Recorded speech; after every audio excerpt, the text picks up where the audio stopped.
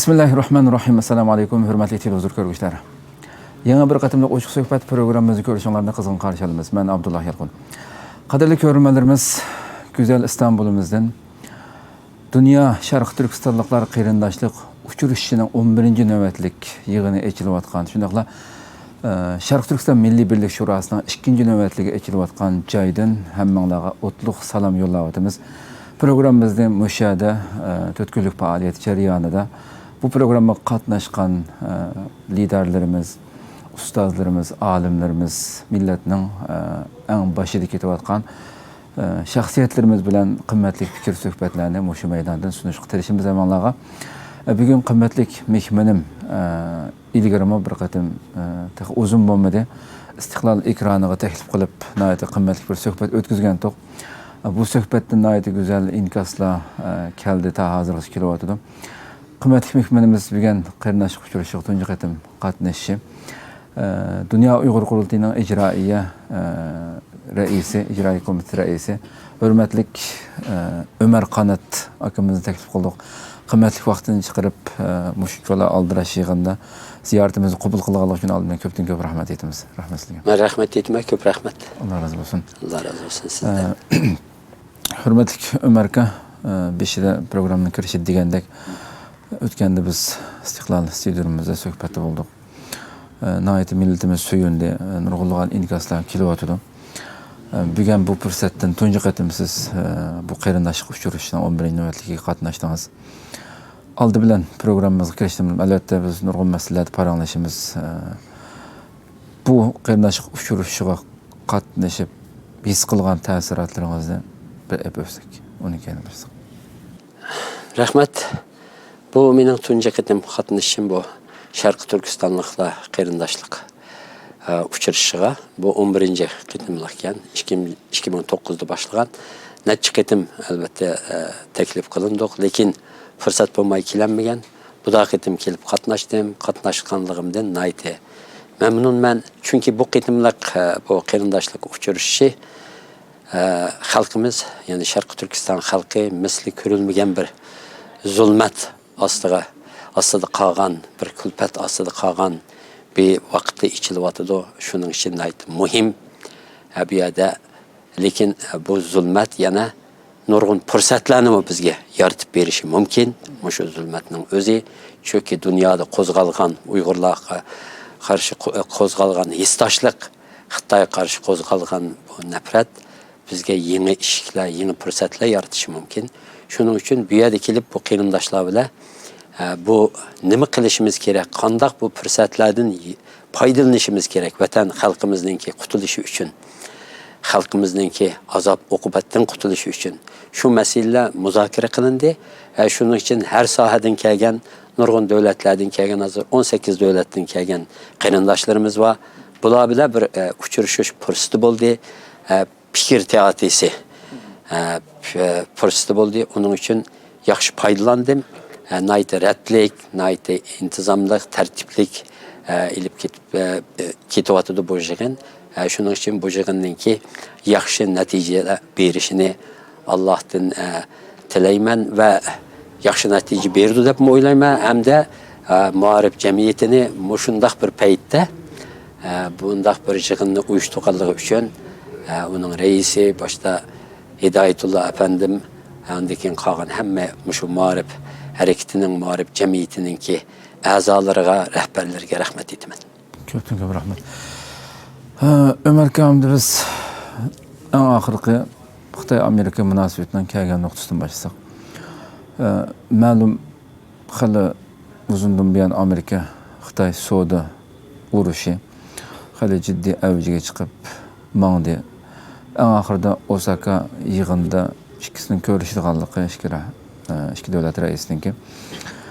Bu yerda butun dunyodagi Uyg'urlar texnik nacharlashib, bo'lsa arası buzilsin deb orzu qilayotgan paytda bir yarashib qolgandek bir havo beradigan shaklda rasmiy bir Trump biroz uning yurgizayotgan qo'shimcha boj masalasini to'xtatib turganga. Endi yaqinda bugunata balkim yana qaytadan suhbat boshlanmoqchi. Bu hozirgi kelgan nuqtaga siz hamda qanday qaraysiz bir siyosatchi bo'lib chiqdingiz bilan? Bundan keyin yana shu o'ng'ishilib ketib hamma ishlar joyida ketaveramdi. Yana bir tarafdan qarasangiz Amerikada yana jiddiy bir shaklda kundan kunga Xitoy bo'layotgan besim intayin ig'ir bir shaklda ketyapti. Ya bu yalnız bir savdo meselesiyle emaschu. Xitoy bilan Amerika arasidagi bu jidal, bu macera, bu rekabet, bu çoğun güçler arasındaki bir rekabetke aylandı. Mesela bir soğuk uruş devrege, yeni bir soğuk uruş devrege giriyordu. Bu yalnız Amerika'nın ki iktisadi mesele emez. Neçe yıllardan beri Amerika'da Amerika'nın bütün organları mesela Taşkı İşler Ministerliği olsun, Müdafiye Ministerliği olsun, Maliye Ministerliği olsun, ilim sahası olsun, hem cihette bütün organları bile Amerika'da bu Xitay karşı bir karşılık bir hareketi kozgaldı. Çünkü uzun yıllardan beri Amerika'nın ki kançılık bu Xitay bile münasebetlerde ziyan tatkanlığının ki hem ispatları ortaya çıktı. Xitay'ın ki niyeti mi ortaya çıktı. Çünkü Xitay bu iktisadi gücü köpeygenden beri mesela Amerika'ya karşı Xitay özü bir hareket götürdü. Yani Amerika başta şunda oylagan emdi. Başta münasebetle kurulgan çağda Amerika'nın ki məqsədi Xitay bilan münasibətlərini yaxşı qılıb, Xitayğa yardım qılıb, Xitay biraz beysa, onun deyinsə beyğandan keyin bu yerdə neçə niməni nişan qılgan Amerika məsələndə. Birincisi Xitayni uçaqda hem de Sovetlərə qarşı Xitayni özününki stratejik ortağı da qəbul qılıb. İkincisi onun deyinsə şu iktisadi cihetten Xitay'ını küçetse Amerika'ya bunun paydası olduğunu. Xitay beysa Amerika Xitay'a garip devletleri hemmisi mal setip bunun payda aldığını. Bu beyişten mi yani beyiş bilerle payda iliş bilerle kanmay Xitay'ını bir xatar, bir tehdit süptede mi onu yok kıldığını. Çünkü Xitay tehdidi yok oladı. Eğer Xitay demokratikleşse çünkü olanın ki fikri de bu Xitay beyğansıdı. Bu halkının ki taleplerim aşıdı, ondaki Xitay siyasi reformda ilip geldi, şu reformda arkalık Xitay demokratikleşiyordu, demokratikleşkendeki ekonomi liberalleşse bu şekilde biz bu Xitay bir tehdidini ortadan kaldırırız. İkinci Xitay ondaki biz mal satımız, onun payda alımız diyen. Lakin bunda bu mu diyemdi? Ameliyatı bunda bulmay. Xitay nima qildi? Xitay texmo iqtisodiy jihatdan onundan ko'p payda ilib, beyğandan keyin bu nima pulni Xitay hukumati bir qism pulni harbiy xamchotlarga, harbiyisini kuchlantirishga, armiyasini kuchlantirishga ishlatishga boshlashi bilan bu yerda Amerikada bir Xitay tahdidi o'ttirib chiqishni boshladi. Chunki Amerikaning manfaatlariga tahdid soladigan bir halga geldi. Yalnız askeri cihetten emez, askeri nimesini küçeytiş arkalık emez. Mesela Cenubi Cungut denizde, mesela Sunni arallah kuruş, harbi bazılar kuruş, mesela de onundaki Amerika bunda da oylagan. Hem de meninki muş kurgan Xitay mı şu nimeni belgen Amerika. Ben muşu senin kurgan İkinci Dünya Uruşu'ndan Amerika dünyadaki liderliğini Angliyadan tapşırıp aldı hem de bundan şey kançada. Angliya tapşırıp verdi desek mi buludu. Onun ikinci Amerika kurgan sistem içinde bu yaşaydı olmuş Xitay. Ben kurgan sistem içinde hareket kıldı diyordu. Xitay onda kılmadı. Xitay demokratikleşmedi. Ben demokratikleşmeyme. Ben aşı özemninki aşı diktatör, aşı katı kolluk siyasetim bilen manıma. Lakin iktisadi cihetten senden faydalanma. Onun dikinse senin sistemine karşı yeni bir sistem kurup çıkman degen bir nime bilen mangdı. Şu tehdit bu buğandaki Amerika'nın hem taraftan Xitay'ını bir tehdit de körüşki başladı. Bunu mesela Milli Bexatarlik Kengişinin ki dokulatıdan körümüz. Stratejik nime dokulatını. Milli Müdafiə Ministerliğinin dokutatıdır mı? Xitay'ını birinci tehdit de bunu qıvatqan gap.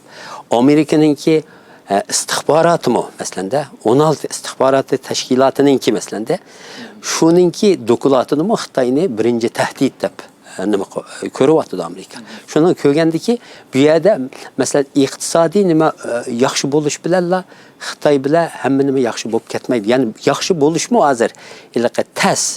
Bu yerda Osakada unda deyilgan bilan amaliyotda jihnim o'zgarmagan gap.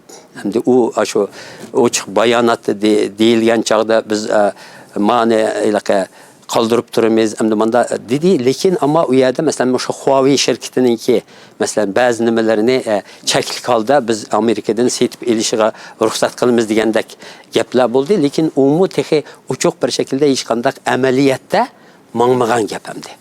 Chunki u Amerika u Huawei shirkatini hamdi bir tahdid hamdi. Chunki ashundaq bir ko'z qarash Amerikada paydo bo'ldi Xitoyga qarshi. Uning sirtida ya'ni bu Amerikada umumiy nimadimi Xitoylar har yerga busib kirib shpiyonlik nimalarni o'rinlashtirib, masalan, hamma yerdan Amerikaning hamma yerdan istixborot to'plash nimasiga kirishib ketgan gap. Bu nimalarmi Amerikada rahatsizlik paydo qildi. Endi yana bir deydigan gap, endi bu yerda Amerika har qandaq helaqa nima ostida bundaq ilaqa qarshi bir davlatga bundaq bir qarshi harakat qilib boqmoqdi ekan-ku, butun organlari bilan billa bu davlat bizga tahdid, bunga harakat qilishimiz kerak degan nima faqatla shu sovuq urush davrida Sovetlar qarshi shundaq bir nima harakat qo'zg'alib ketgan. Amerikada shuningga yaqin bir harakat qo'zg'alyapti.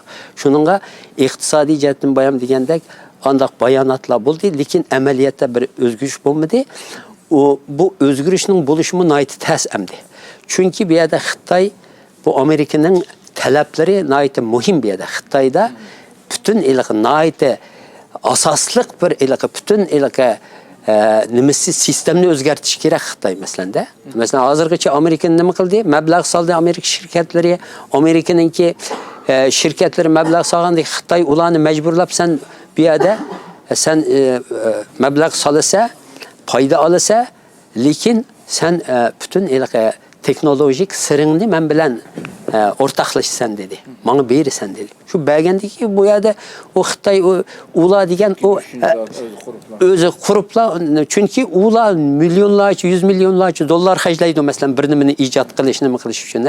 Uning sirini bergandiki Xitoy o ilaqa bikadırla dasturxonaga bu tayyorlikda bu endi iplar uni o'g'irlablar, uni boshqa bir nima bilan ip ketib boradi. Buni ilaqa Amerika buni qabul qilolmaydi hamda. Chunki Amerikaga bu foyda kelmaydi. Amerikaga bunda uzun nimada qarasanglar, hamma shirkatlar mu Amerikada ziyon tortgan gapda buningdan.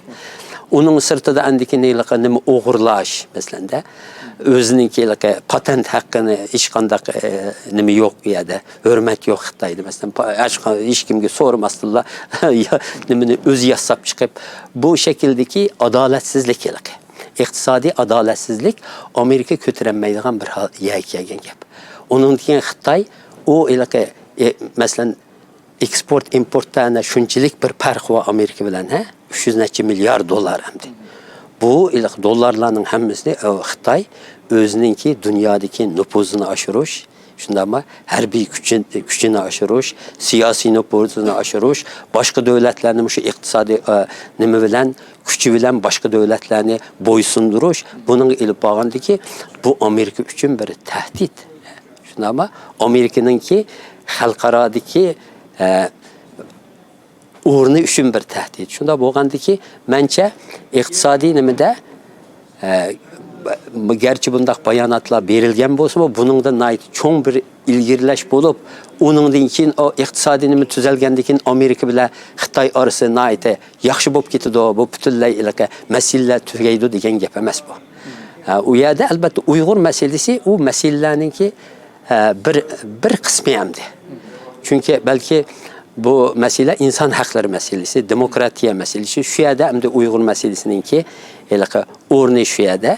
Unda bo'lgandiki, ya'ni yolg'iz Uyg'ur masalasi bilan bu ikkisi düşmanlashib, ya'ni qilib, bu yerda nima qilib ketib qolgan gap emas, yo iqtisodiy nimadan emas, iqtisodiy masalalarni cho'ng rol o'ynaydi, lekin bularningki bundacha aytgan chaqda ikkisininki o'ttirisidagi raqobat, rasmiy bir cho'ng kuchlar orasidagi raqobat bo'lib o'ttirga chiqqan gap endi.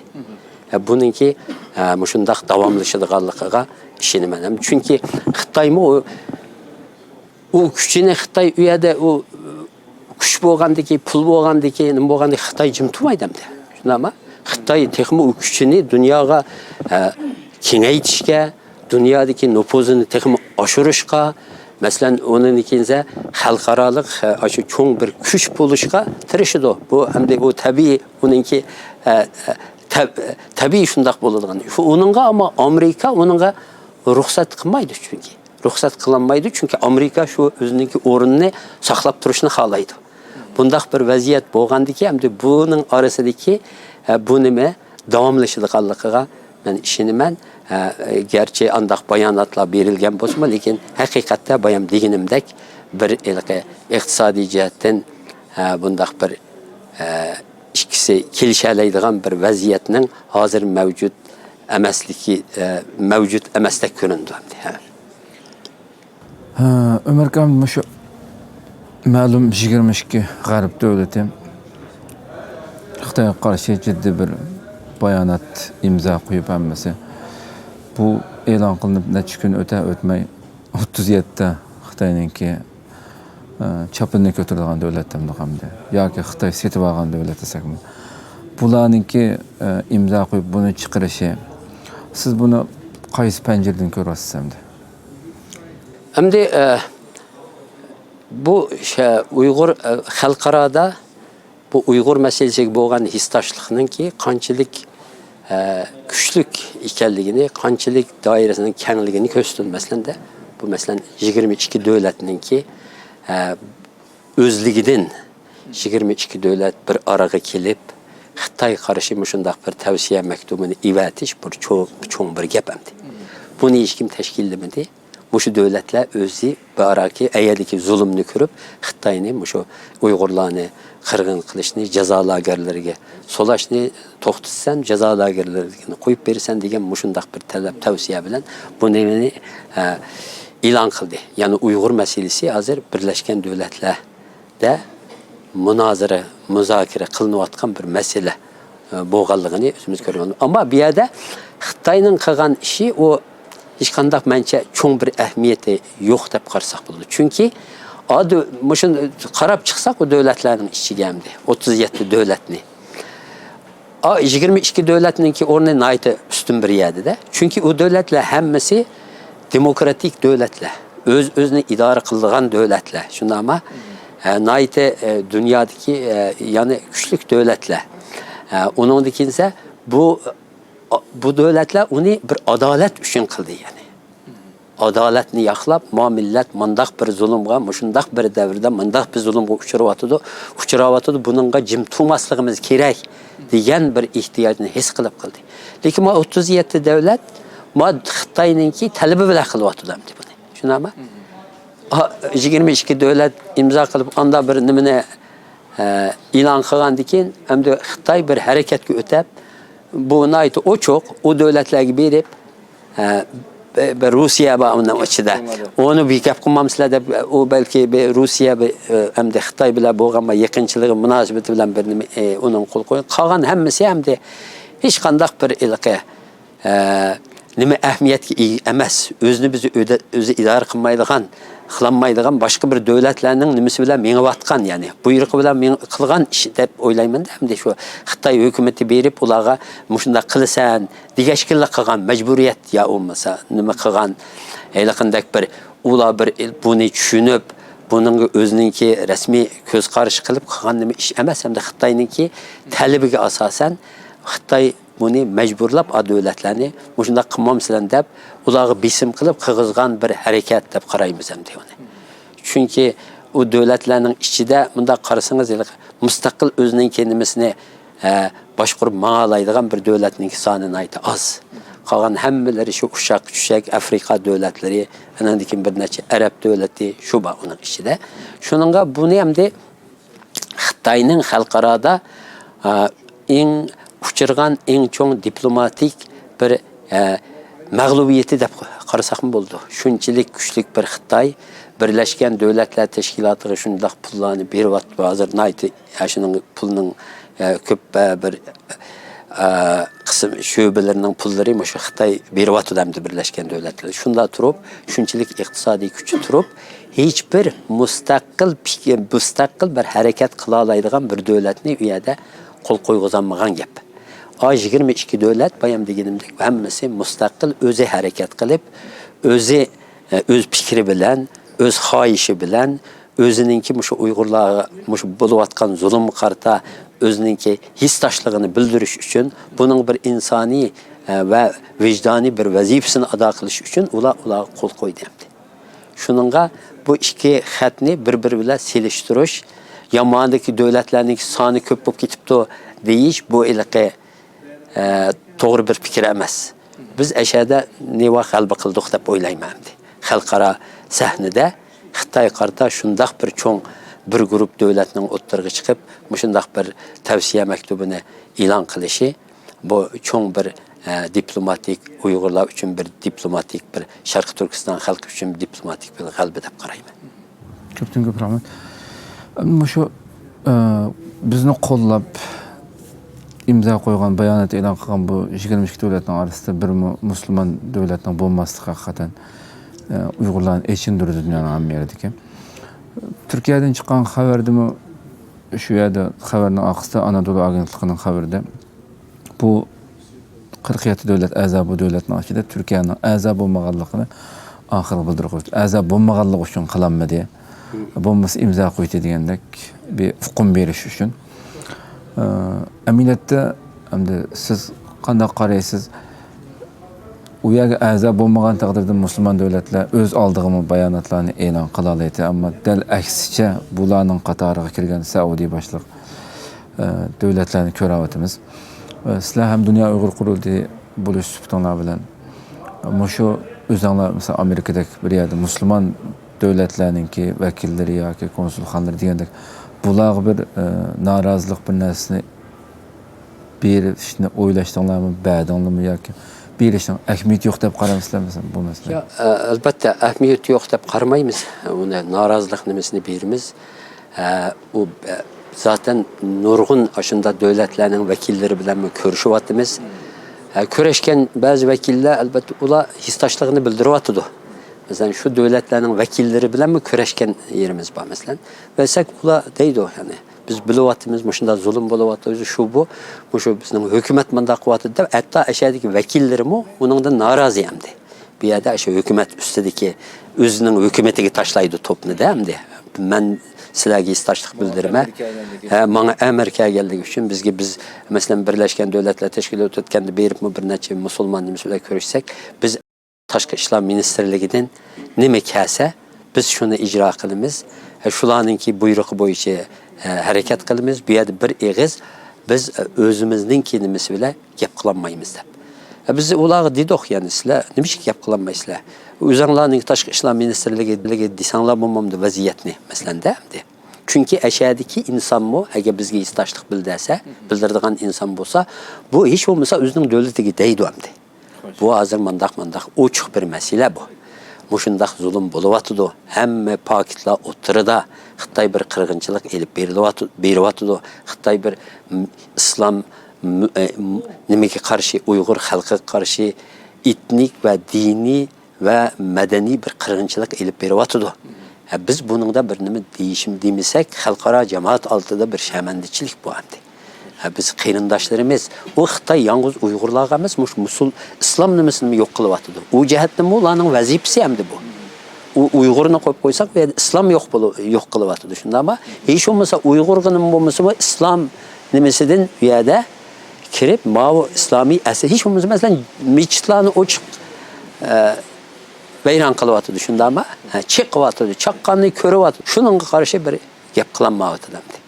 Bu jihatdan yani biz yanıla albatta nayt umidsiz bularni qattiq ayıplaymiz. Lekin o'zimizningki ular bilan bo'lgan dialogimizni, ular qarta haliqi harakatimizni, ular bilan ko'rishimizni bir yak tashlab qo'ymazmi? Baraveramiz biz yanıla. Yana shu biz o'zimizningki vazifasini ado qilishimiz kerak. Ularni ahir şu bir nima qiladigan hali yerga akilishimiz kerak. Shuning uchun butun shu dokumentlar bilan yanıla Xitoyning Uyg'urlarga qartab ilib berayotgan irqiy, diniy, madaniy qirg'inchiligi haqidagi materiallarni olib ularga topshirib, ularni yanıla mana bo'layotgan ish deb ularni buni ayblashga yana chaqiramiz. Bunun bilan to'xtab qolmaymiz. Ya bo'ldi islom davlatlari bilan biz muomala qilmasak bo'ldi ki ular baribir bizni yamanlaydi. Shuning uchun biz chunki Pokiston har qanday nimada Birlashgan Davlatlar Tashkilotida Xitoy nima desa shuni deydi. Xitoy gap qilganda, hatto Xitoy gap qilmagan chog'da Pokistonning vakili chiqib u yerda Xitoyni maqtab Uyg'urlarning qanday u yerda rohat yashayotganligini, boyashat hayot surayotganligini, qanday diniy erkinlikning mavjudligini shuni deb u yerda chiqib gap qiladi. Yanıla biz şu Pakistan'dan mesela yani görüşmüz şu yerda. Ne çıkıttım şunda deysin mi yani görüştük. Bundak emas sen bundak deme. Mao vaziyet mao manda buluvatıdı. Dep onun da görüştük. Şununla biz bu faaliyetimizni toymay yanıla ular bilan nima qilamiz. Çünkü ahirda bu İslam devletleriga nima emas bizniki jihraqnimiz İslam aşağıdaki Müslüman xalq emdi. O Müslüman xalqni nima qilgan, hedef olgan nurg'un faoliyatlarimiz bor. Bu yerdagi ommaviy tashkilotlar har qaysi qilib kuchaydi. Kuchaydi, masalan, sosyal taratqularda, ijtimoiy taratqularda nimalar kuchayyotidi. Musulmonlar bunga texmi ko'p qatnashyotidi. U oxiri u musulmon davlatlarini u xalqi majburlaydi deb o'ylaymiz. Majburlamasa bu ish bo'lmasa biz shu musulmon xalqlarningki dastigini olsak, ularning qo'llashiga erishsak, bu xalqarada shu nima bizga texmi kuch qatadi. Bizningki masalan shu Amerikadagi faoliyatimizga nurg'un musulmonlar qatnashyapti. Musulmon tashkilotlar yordam qilyapti. Undan har qaysi arab davlatlaridagi musulmon tashkilotlar xat yozyapti. Biz materiallarni avatib beryapmiz. Ular shu o'z ijtimoiy taratqularda shularni taqib va nima bo'layotganligi haqida ish bo'lmasa, rasmiy matbuotda bo'lmasa, televizionda bo'lmasa, ijtimoiy taratqularda bu masala yildi arab musulmon boshqa davlatlarninki xalqlari orasida bu nima davomlashyapti. Masalan, ko'ringlar yaqinda texmi shu Malayziya bilan yaxshi munosabat, Indoneziya bilan shu ijtimoiy tashkilotlar bilan da ommaviy tashkilotlar bilan munosabatlarimizni yaqin bo'lyapti. Hemen yaqinda Malayziyada namoyish qildi masalan Xitoy elchixonasi soldi 5 iyul voqeasi munosabati bilan namoyishlar bo'ldi. Shuningga biz bu faoliyatimizni davlatlarga bir nima degizanmasakmi, xalqlarningki istashligini qo'zg'ash, xalqni musulmon xalqlarga bu masalani uqtirish, shularni harakatlantirish uchun u faoliyatimizni davomlashtiramiz. Dunyo Uyg'ur qurultiyi bo'lish sifatimiz bilan. Yaqinda taqa Uyg'ur Amerikadagi Uyg'ur haftaligi programmasi o'tkazilgan. Bu yerda qandaq yangi oldimizdagi yillarda albatta nurg'un qarorlar e'lon bo'lishi mumkin. Axborotga oshkorlashni xohlagan nimaga qandaq bir o'tdi bu. İşte bundan keyin qanday bir harakat etmoqchi bo'lsangiz. Endi qarang Amerikada ikki qonun bor hamda Amerika Kongressida. Mushu qonunlarningki mushu yil ichida qabul bo'linishi uchun jiq harakatlarni qilyapmiz. Shu 6-oyning o'zida ikki qitim lobby faoliyati olib bordik Amerika Kongressida.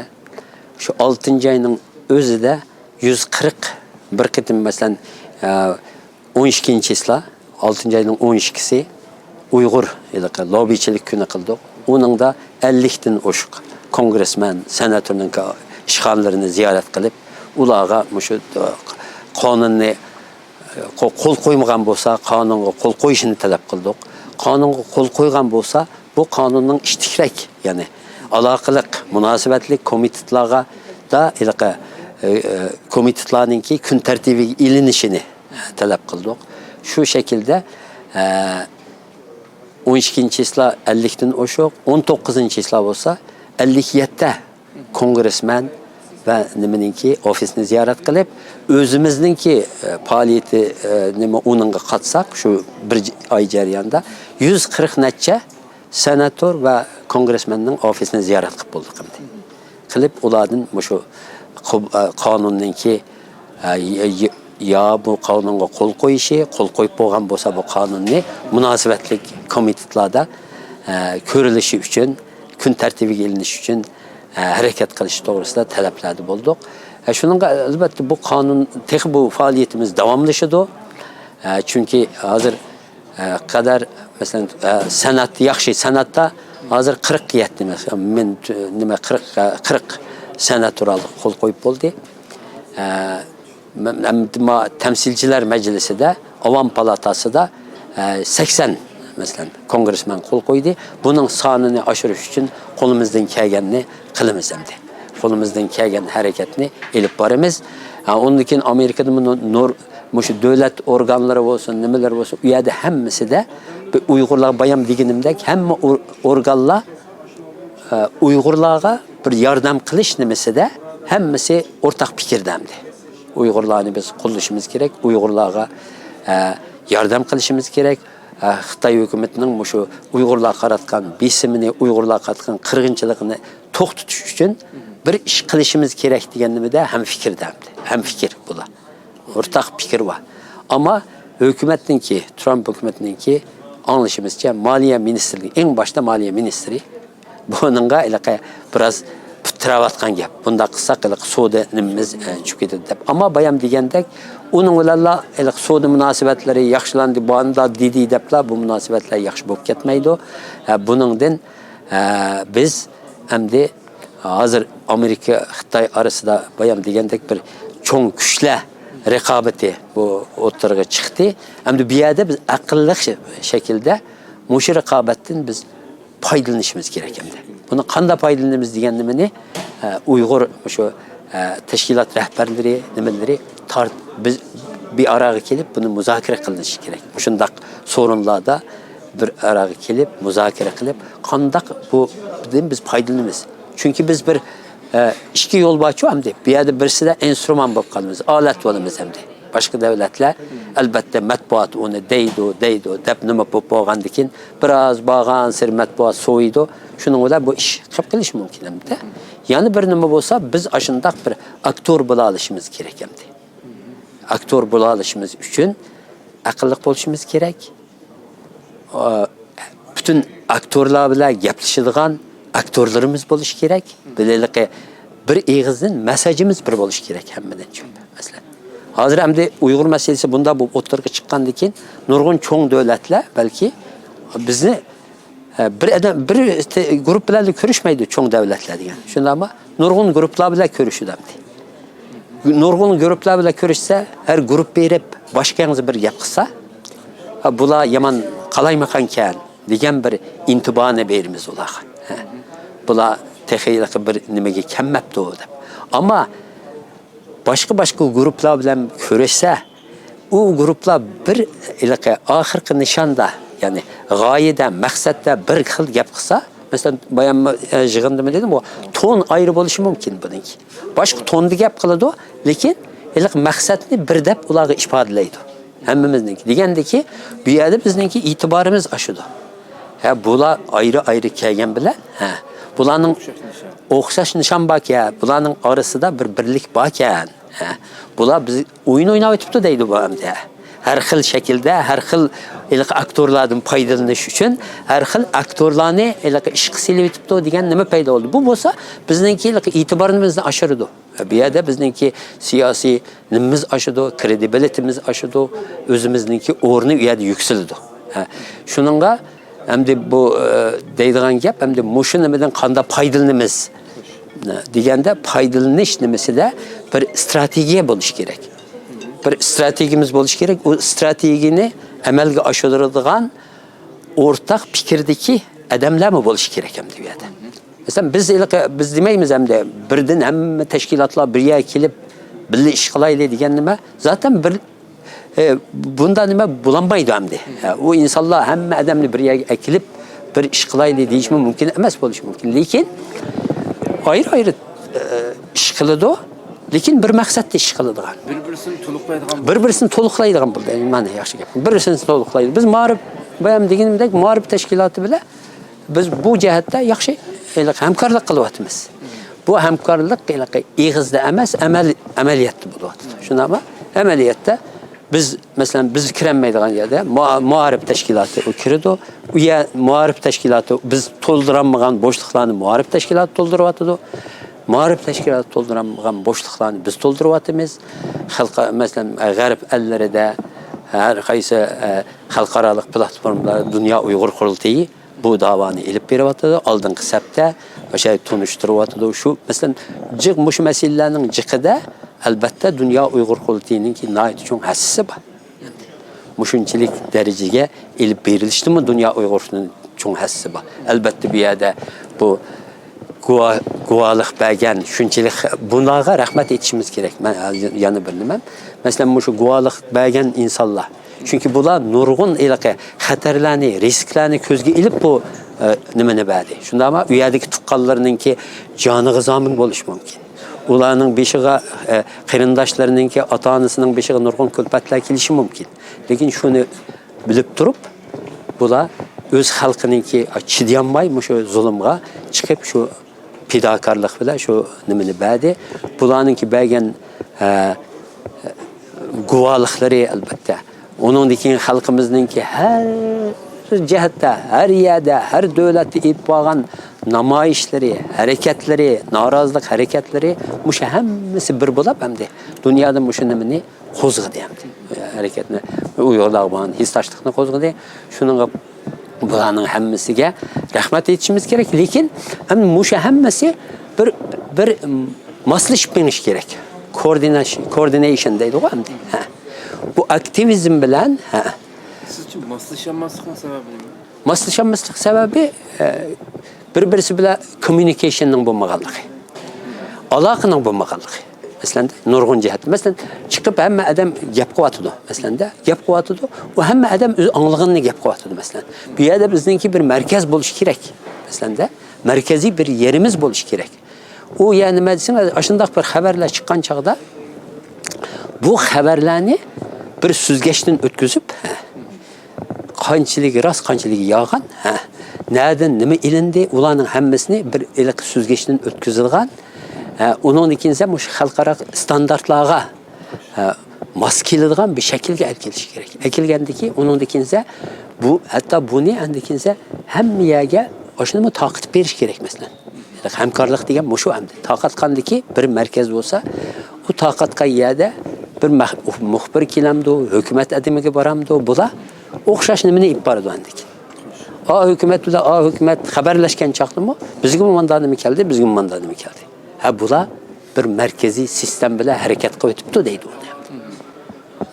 Bu musamma adam o'zining gapini deyotgandiki bir adam bir o'rtaq bir til bo'lish kerak deganimda mana birinchisi nimam dedim. Masalan, eng qisqasi hozir butun shu Sharq Turkiston hareketi, faaliyeti, siyasi faaliyeti ilib qo'yayotganlar orasida eng qisqasi shu nimadiki, lagerdagi insonlar qanchalik adam bor degan chog'da bir o'rtaq nima yo'q-ku. Birisi 4 million deydi, birisi 5 million deydi, birisi 2 million deydi. Hamda jiq nima hozir axborot nimalari eng oxir Amerika mudofaa yordamchi ministrining bergan nimasini ilyapti masalanda 1 million 200 mingdan 3 milliongacha inson deb. Bizningmi bir o'rtaq bir nimamiz bo'lish kerak. Ya'ni o'xshash nimani degan chig'imizda uningki ishonarlik nimasi ortadi. Farqli qo'yib qolsa u deydi-da bu qanday gap bo'ldi? Bular birisi 5 million davatidi, birisi 3 million davatidi, birisi 1 million 2 million davatidi. Buning qaysi rosti? Mushu nimalar menilaka moslashish kerak degani mushu hamda. Mushundaq bir coordination nimasini shakllantirishimiz kerak. Buni bir tashkilotlar bir araga kelib, masalan, asosliq nima qilayotgan hamma tashkilotning nimasi yo'q u odamda. Asosliq mush ishni qilayotgan tashkilotlar ish bo'lmasa, shundaq bir nima qurib, coordination guruh qurib, yo bir ikki odamni shuning vazifalantiramdi, nima qilamdi, markaz masalan, buningga kim yaxshi hamdi buningga. xalqaro nimada qaysi nimalarni kim tayyorlayotdi, dokladlarni kim tayyorlayotdi, masalanda bayonotlarni kim tayyorlayotdi, shundaq qobiliyati bor, shundaq inson kuchi bor. Nimaga buni vazifa berib, yo bir ikki odamni vazifalantirib, pul xarjlab, maosh berib, ikki odamni elib u yerda, masalan, bu Amerikada bo'lamdi, Germaniyada bo'lamdi, Avropada bo'lamdi bir yerda buni elib, mushundaq nimalarni birinchisi u nimalarni yig'ish uchurlarni. Olmagan nimada sana nima uchun? Masalan, BBC biz matbuotni yetaklashimiz kerak. Masalan, BBCda bir ana bolalar haqida bir nima chiqdi. Shundami? Program qildi ular. Bu qilgandiki bu cho'ng nima, bu cho'ng g'ulg'uli qo'zg'adi dunyoda. Unda bo'lgandiki biz BBC bilan darhol aloqalashib shuning bilan, shundami? Bizni bir markaz olsa, markazga bu yerdan bizning Uyg'urlar BBC bilan aloqalashishimiz-mi, bizning markaz bilan aloqalash kerak. Masalanda bir markaz qo'yib. Bu yerda aloqalashib BBCni manda program ko'rdik. Ha. Bizda masalan bolasi yutib ketgan, bolasi shu nimada bo'lgan bir odam bor. Yo bir ayol bor. Buni biz u yerga bildiraylik desak, shu markaz undan keyin BBC bilan aloqalashib, masalan, programmanglarni aytib yaxshi bo'libdi, bizni aytib yaxshi ko'rdik. Ammo programmani texnik beyitimiz desanglar, yo bo'lmasa, mana mundaq bir material bor qo'limizda. Shunami? Yo bo'lmasa boshqa bir tashkilot, boshqa bir xabar organiga, masalan, Al Jazeeraga BBC mundaq bir nima qildi. Ha. Lekin bizning qo'limizda o bolasi yutgan, bolasini akirib ketgan mana bir ayol bor. Hozir u mayada. Agar sen xohlasang biz bir program qilaman desang, biz uning bilan seni aloqalashtirib olamiz desa, shunda musha bilan hamma bilan shunda uchurni ta'minlab turadigan, mushuninga harakat qiladigan bir odamlarimiz bo'lishi kerak deb. So'zni qilib qoldingiz, masalan, shu tashkilotlar o'ttirisidagi bir-biri bilan bo'lgan tushunishmaslikdandir, aloqaning kam bo'lishidandir.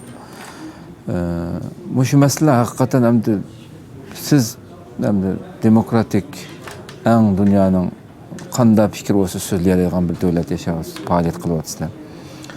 Shu yerdagi o'tgan qismning suhbatimizda ozroq ba'zi mavjud yangi chiqqan yoshlar o'ttirsidagi masalalarni tilga oldik.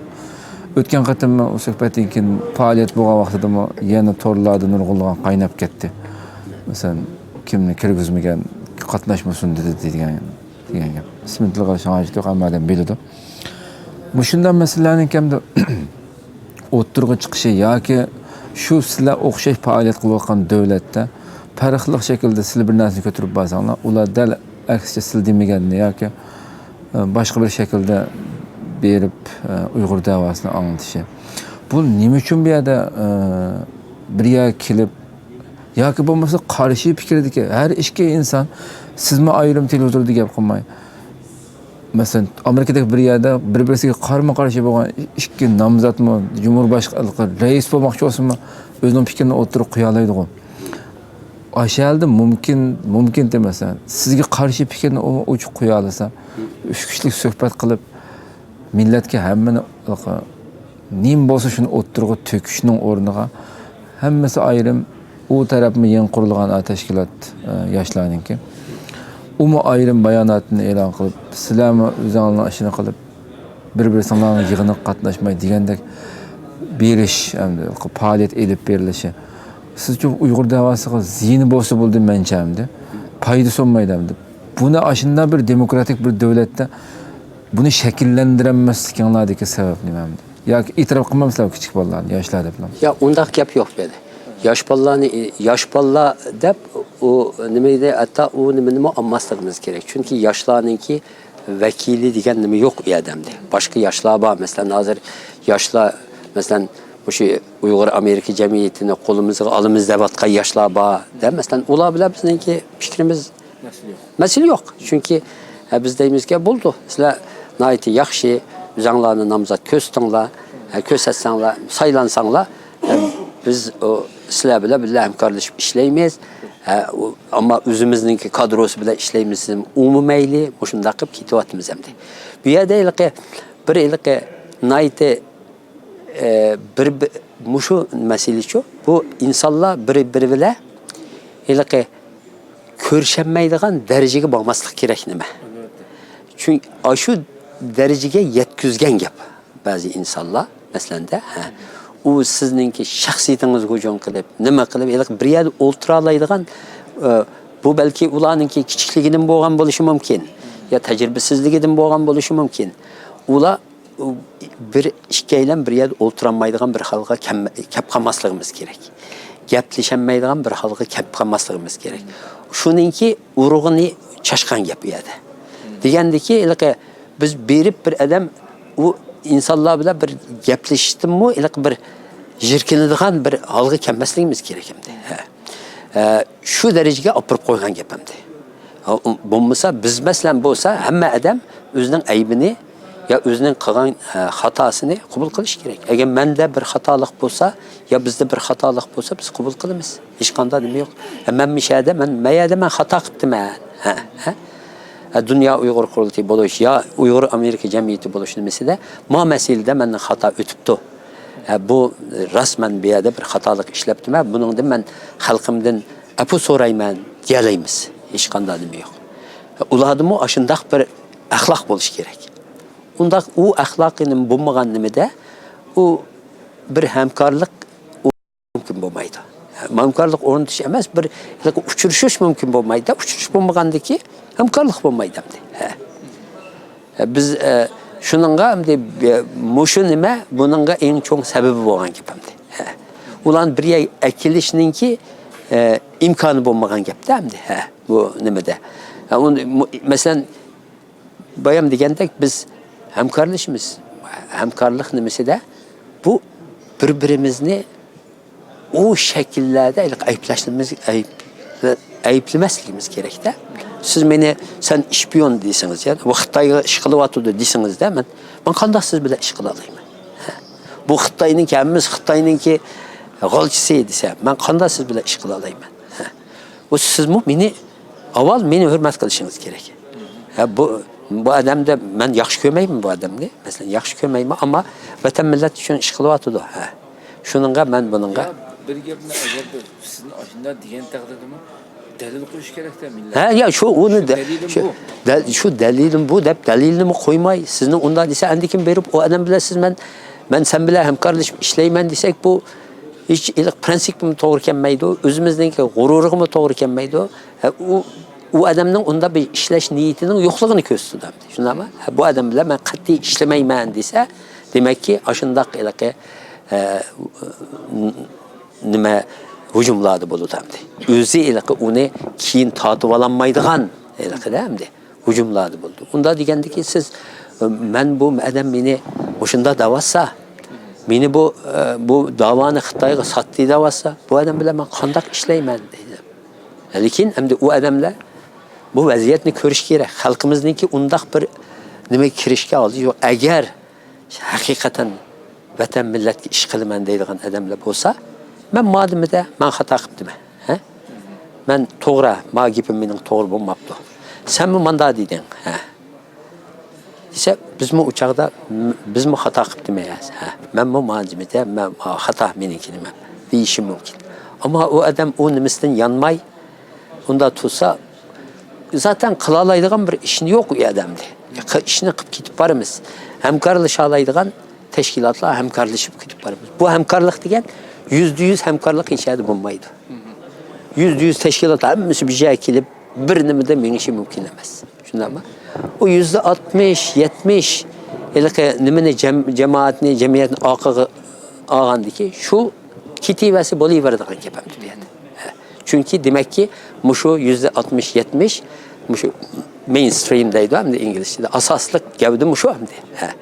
Mushuninki manfaatiga vakillik qilib olsak bo'ladigan gap hamda. To'g'ri. Ko'pdan ko'p rahmat. Endi oxiridagi bir gap bilan tugataylik. Lagerlar masalasi hammamizga ma'lum. Kundan kunga vahshiylik menvatlikda tajovuzchilar. Sandı meselesida nurg'unlagan bizning Sharq Turkiston tashkilotlarining ko'pinchisi xalqimizning hozirgi kelayotgan nimalarga qarab taxminiy shaklda biz 5 milliondan ortiq deb qarayapmiz hamda Uyg'ur xalqi. Xalqaro tashkilotlar 3 million degani va siz degandek 1 milliondan ortiq deyotgani va mayli qancha million bo'lsin, 1 million bo'lgan taqdirda bu g'oyat zo'r bir bugungi dunyoda tasavvur qiluvsiz bir raqam hamda. Biz 5 milliondan ortiq xalqimizning hozir hech kimning oilasiga aloqa qilishmaganligining o'zi shularning qo'lda ekanligining alomati hamda. Mushu darajada saranglarcha bu ishini qilyotdi. Dunyodan shunga ular Xitoyga besim bo'lyotdi. Bo'lgan bo'lsin hamda siz hamda mushu odamda chet eldagi nurg'un xalqimizmi bir xil tushkunlik kundan kunga bu uzrab ketavergan yo bir jiddiy bir shaklda ta beshidagi eng kuchli qarshi turayotgan Amerika chog'liq bir magnitskiy qonunini amalga oshirib bo'lolmay shu da'vo mengayotiramdi. Mushunchalar bugungi dunyo inson haqlari deb qaqshayotgan vaqirayotgan bir davrda siz bu masalalarni hamda qanday qaraysiz? Xalqimizningki ruhiy holati masalasiga qanday tutish kerak? Shu umumiy jihatni aytgan vaqtida hem Xitoyga bir jihatni ig'ir besimlar bo'lyapti masalan hamda shu besim ichib turibmanda Xitoy oxirgi jon talashyapti bu yerda. Ya bu yerda masalan albatta xalqimiz shundoq bir besim ostida. Gerçi 3 milyon adam bo'lsin, 5 milyon adam bo'lsin, lagerda degan bilan qolganlarmi turmida desak bo'ladi. Sirtdan turmida o'xshash bir nima. Shunda xalqimiz shunda zulmat ichida. Undan keyin sirtda yashayotgan Uyg'urlar masalan o'z qarindoshlarga hech qanday yordam qilinmay, ularni u shundaq azob uqubatdan qutqizolmaslikning azobi ichida hammasi bir ruhiy tushkunlik ichida yashaydi. Lekin biz tushkunlashmasligimiz kerak. Umidsiz bo'lmasligimiz kerak. Umidni yo'qotgan chaqda hammani yo'qotamiz hamda. O'tganda bir bizningki bu shu Dünya Uyghur Kolektivining bir yig'inida Angliyaniki burunqi bir ichki ishlar ministrimi yo men aralashtirib qo'ymaydi. Shu birsi bir yaxshi bir gap qildi. U hammalarga ta'sir qildi. Shu yerda siz umidni yo'qotmanglar dedi. Chunki dedi agar puling meling qarindishinglarni yo'qotsanglar dedi. Oildan bir farqni yo'qotgan bo'lasizlar dedi. O'lib ketsa ham yo'qotsa. Agar pulinglarni yo'qotsanglar, mol mulkinglarning bir qismini yo'qotgan bo'lasizlar dedi. Ammo agar sizlar umidinglarni yo'qotsanglar, hamma nimanglarni yo'qotgan bo'ladi. Hamma nimasi yo'qoladi. Shuningga umidni yo'qotmanglar. Biz umidvor bo'lishimiz kerak. Hozirgi mushu sharoitdami biz umidvor bo'lishimiz kerak. Chunki xalqarada mushundaq bir hissdoshlik qo'zg'aldi Uyg'urlarga. Misli ko'rilmagan bir hissdoshlik bu. Shundami? Xalqaranınki çoğ matbuatları bulamdı, medyası bulamdı, Uygur'ның meselesinde. Amerika'da en çoğ siyasetçiler, muavin prezidentin tatip, taşkı işler ministri bulamdı. Çoğ siyasetçiler bulamdı. Her kaysı akademik organlarda mı her gündeki Uygur meselesi sözünü vatıdı. Her gün her kaysı üniversitelerde, her kaysı halkaralık teşkilatla Uygur meselesini gevdelendirip nimeler konferanslar içiyordu, panel discussionlar buluyordu. Hem yerde Uygur meselesi sözünüyordu. İnanın ki Xitay bu şu komünist hakimiyet gelgende beri tunca kaytem bu şu Uygur meselesi de bir çoğun bir özünü aklaş ilke nimesi kirdi. Çünkü hazırgıca şıkıya mutaxassislarni anladım. Xitay hakimiyeti, komünist hakimiyeti kurulgandan beri Xitay hiç qanday meselede dünyaya bunda bir izahat beriş mecburiyetini his qilmagan gap. Hatta Tiananmen vaqasidan bo'lsin, Xitay hech qachon dunyoga bir izohat bermadi. Tushundirish ehtiyojini his qilmadi dunyoga. Shundaymi? O'tganda bir nima dedi? Masalan, Liu Xiaobo bir Nobel mukofoti olgan bir Xitoy. Ölüp ketdi. Shunchalik dunyoning nimasiga o'lib ketdi, nimasi yo'q deb dunyoga hech qanday tushundirish bermadi. Ammo hozir nima qilyapti? Uyg'ur masalasida o'zini aqlash majburiyati qilyapti. Buningki nimasini har kun ko'ryapmiz. Giysichilarni chaqiryapti, muxbirlarni chaqiryapti, xalqaro nimadan hay'atlarni chaqiryapti. Kelinglar, ko'ringlar, undaq emas, Uyg'urlar yolg'on deyapti. Meningki nima buna? Bu degan naytayliqi o'zining xalqarodagi Uyg'urga solgan zulmi bilan Xitoy xalqarodagi mashruiyatini yo'q qilyapti. Shu mashruiyatiga dog' tekkanligini bu his qilyapti. Shuning uchun tipirlab ketib bordimdi. bu bundaq emas, mandaq dep dünyaga tushundirish, o'zining yog'ini bilan, sapsatisi bilan dunyoni aldash uchun. Ammo dunyoga buningga aldanmoqlik, aldanmaydi.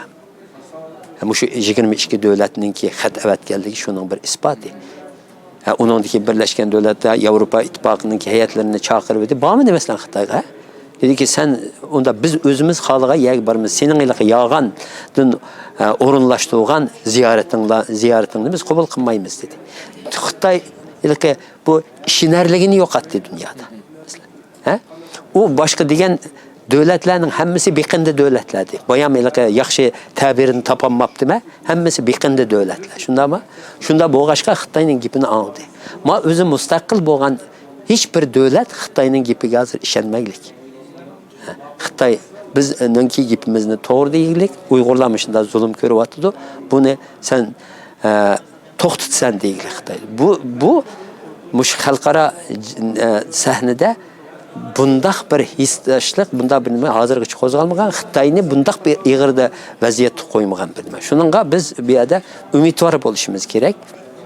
Bu oxir bu bisim, undan keyin xalqaro ba'zi davlatlar ham hamda Uyg'ur masalasini bir ilqi Xitoy yana birsi Xitoy mushu Uyg'urlarga qaratgan mushu zulmi orqali, mushu 3 milliondan oshiq insonni jazo lagerlariga qo'yish orqali o'zininki bir ojiz nuqtasini bu dunyoga ko'rsatib qo'ydi.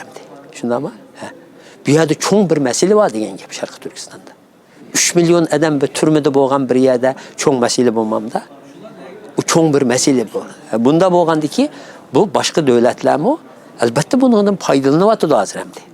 Xitoyni ayiblash, Xitoyninki xalqarodagi mashruiyat, qonuniylikni nimasini tushirish uchun bundan foydalanyapti. Amerika'da mesela şu çoğ matbuatlar yozayotganligi, Amerika'nın hukumatining buningda bir kichik qo'li bor degan gapimdi bu.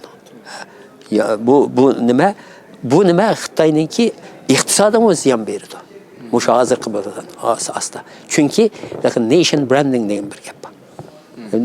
Bu hamda shu masalan deyli Huawei şirketi demiş ha. Bunun telefonu ne hazır? Çünkü bunun ismi lekelendi Xitoyniki. Muşu qilgan Uyg'urlar qilgan zulmi orqali buning ismi lekelendi. Dog' tushdi buning ismiga. Tushgandiki buning xalqarodagi obrazi xunuklashdi. Obrazi xunuklashdi, buning iqtisodimizni ziyon qildi. Bu yerda masalan deyli Huawei şirketi. Hech kim hozir uningki telefonini olmoqlik. Shundami? G'arb davlatlarining siyosatchilari hech qaysi uning telefonini ishlatmaydi. Chunki uningda Xitoylikqa bir nima qo'yib qo'yishgan bo'lishi mumkin. Shpionlik nimalarini u yerga qo'ygan bo'lishi mumkin deb. Mushuningga o'xshash, masalan, bir mal hozir Italiyada tikilgan bir ko'ynak bo'lsa, Xitoyda tikilgan bir ko'ynak bo'lsa, hozirgi g'arb dunyosida bo'libmi? Ash Italiyaninkini oladi, Xitoyninkini olmaydi, azam bo'lsa. Chunki ashalik bir xil bu ismi kirlendi bu Xitoyniki hamda. Bu yalnız bu da emas. Bütün nimasiga bu shunda ta'sir qildi. Buni Xitoy yaxshi biladi buni. Xitoy hozirgi dunyoga hokim bilaman, cho'ng bir kuch bo'laman deyotgan bir Xitoy xalqarodagi bundaq bir obrazini yo'qotsa, u hech qachon bo'lolmaydi. Mushuni bilaman. Mushuni bilanning hammasi oxirida bu Xitoyni majburlaydi. U davlatlarmi boyam deganimdek, balki jim turmasligi mumkin.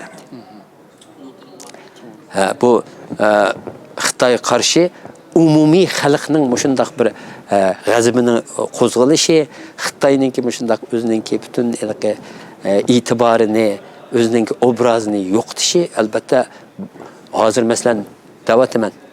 Bu mushuni planlagan Xitoy rahbarlari, Uyg'urlar qatnashish qirg'inchilik harakatida planlagan Xitoy rahbarlari balki shuni planlagan chaqda uning bedelini hesaplaydı albatta ular. Biz manda qilsa xalqaroda manda bo'lishi mumkin, anda bo'lishi mumkin deb, uning balki bedelini manchilik hisoplagan bo'lishi mumkin. Ammo hozir bu manchilik bo'lib ketdi. Shunami? Bo'lib ketgandiki, bu yerda ikki jihatdan buningga qarshi bir nima chiqishi mumkin. Uni hamma taraflama o'ylagan chig'imizda xalqimizningki umidlik bo'lishini, u yerdagi insonlarning ba'zi inson chiqib u yerda bunda xalqimizni umidsizligi sanmaydi. U yerdagi 3 milyon halkımızın, 5 milyon halkımızın Xitay tutup alsa, ulanın hemimizni öldüremeydi o Xitay. Bu Xitay mı öldüremeydi hatta onu? Ular çıkıdı o yerden ahire. Çıkan çağda ulanın ki mesela teximi bir çoğun bir kısmı o Xitay karşı şundak bir nefret bilen çıkışı mümkün hatta. Onun ki Xitay karşı teximi çoğun bir nimi kozgalışı mümkün bir yerde. O çağda dünya qarab durmaslığı mümkün. Bizge teximi bir yardım kolunu uzatışı mümkün hem de. Bir yerde çünkü bu hemmimiz davatı da hem de bazı Müslüman devletler ilki 3. dünya devletlerinin nemesi Xitay iktisadi cihetten ma Xitay'ın iktisadi ama bir yerde stratejik jeopolitik bir rekabetleşme var. O rekabetleşme mi? Şu rekabetleşmeninki küçüğüşü mü? Uygur davasınınki teximi ilki küçüğüşüge teximi bir muhim orun egelleşige sebep buladı bu. Çünkü Xitay'ninki nemişki Xitay Uygur'unu yok kılman davatıdı. Bununki yanı bir sebebi mesela de Xitay özününki məqsədlərə ilki China durayım.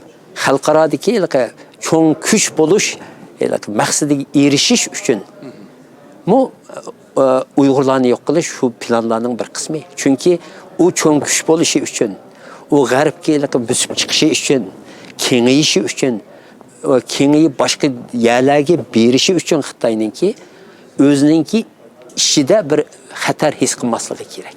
Şunda mı? Hazır Xitay Uygurlarını bir bexatarlik, xatar, tehdit deb qaraqlıq Uygurlar. Bu tehditini yok kılışım gerek davatıdı. Muşu digelliginin özü dünyaya Uygur'unki o kıymetini tekme aşırıda. Xitay bilen rekabetleşip atkan devletler aldıdaki kıymetini tekme aşırıda. Çünkü ki Xitay bulan yok kılman deydi. Çünkü bir yerde bir gap bak ya. Ma Uygur degen bir xalq bak ya. Bulanı Xitay'ınki yok kılışıga yol koymaylı degeniminin yani bir cihetten kendi özününki milli menfaatini közde tutkan halde bizge belki yardım kılıp gelishi mümkün. Çünkü Şarkı Türkistan hazır naydı muhim Xitay. Qancha jihatdan Xitayga muhim mesela. Qancha muhim bo'lsa, Şu muhim şu Xitay dedim o bayamki hareketi muş qirg'inchilik hareketi orqali o'zining ojiz yerini ko'rsatib qo'ydi. Ojiz yeri demek Şarkı Türkistan kendi dedimiz. Nimişki unchalik zulmni boshqa yerda qilmaydi, Tibetda qilmaydi. Mesela Hong Kong'a bastırıp girmeydi o mesela de de başka çünkü u yerdan beg'am o ahiri o çoğun bir tehdit bulmaslığı mümkün değil Xitay. En çoğun tehdit müşahede. Çünkü Xitay bu kengayman deydi hamdi. Küçümünü satqa çıkarman deydi. Şunda Amerika'daki bir halkaralık bir güç buluman deydi. O andaki o başka çıkış yolu kalmadı deydi onunki. Aval Janubi Jungo dengiziga ayaga chiqib baqdi. U yerga chiqib edi, u degan nayt cho'ng bir stratejik bir suv yo'li shunda ama Amerika u yerdagi manfaatini qo'ldan bermaydi. U yani birinchi manfaat zona deb e'lon qildi Amerika. Shunda ama degandiki Xitoyning o'sha harakat biroz ilaqi undaq harakat harbiy harakatlaridan keyinla Amerika aviamatkalarni u yerga avatdi. Shunda ama Xitayga naiti çoğun agahlandırış verdi. Bir yerde oynama, bir yerde oynasan ben qarab durmayman deb. Şuna bakandaki Xitay bir yerde bolsam hazır benim gücüm yetmeydi Amerika'ya bir yerden çıkamayma dedi. Şarkıdan çıkanmadı, Japoniya var. Şuna ama mu Amerika degen gapamdi. Şimalda Rusya var. Bayan o nimimi dep ötkendek. Qarliq efendim. Bir yerde birli çıkış yolu var G'arbga. Şuna ama o qaysi yo'l Şarkı Türkistan'da. Yani jeopolitik birinci dedim jeopolitik jihatdan shunchalik muhim bir o'rni bor. Ondan keyin Xitoyninki bütün bu yerda enerji neft ve gaz bexatarligi masalasi bor. Shu O'rta Osiyodan kirayotgan bütün turbulardan mush bizning vatandan o'tib Xitoyga beryapti. Shuning uchun enerji bexatarligi bor bu yerda. Bu masalani yana Onundaki yana Xitay o hatta su yolunu Janubi Jungo dengizini bexatar kömegenligi üçün Afrikadan, O'rta Sharqdan ilib keladigan mollarini, neft gazini yani Guadar porti orqali Pokiston orqali bizning vatandan ib ketmoqchi bo'lyapti. U planni qurdi, shundaymi? Demakki bu yerda nihoyatda bir muhim bir yer bu. Unda muhim yer bo'lgandiki, uni bostirib u yerdagi xalqni yo'q qilib etib, bu yerda men bexatarlikni ta'min qilaman degan bu ham xiyol endi. O'zining ojizligini ma'ashadi ko'rsatdi endi. Bu yerdagi deganimdek, bu yerdagi insonlar chiqdi. Undaq umidsiz bo'lmasligimiz kerak bizniki.